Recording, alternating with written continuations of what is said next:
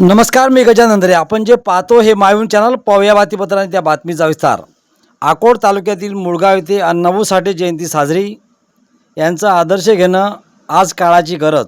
विदर्भात कोणत्याही जिल्ह्यामध्ये कार्यक्रम असो, असे अकोट तालुक्यातील मुळगावचे नामवंत नेते प्रभुजी गवळी यांना अण्णाभाऊ साठे बहुउद्देशीय संस्थेच्या वतीनं समाजभूषण पुरस्काराने सन्मानित करण्यात आलेले आहे.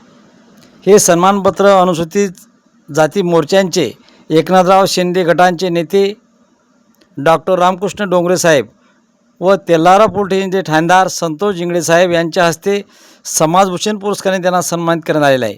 यावेळी अन्य मातंग समाज व समस्त गावकरी यावेळी या कार्यक्रमाला उपस्थित होते. मायभूमी न्यूजसाठी राजेश अवचार, पातूर, अकोला.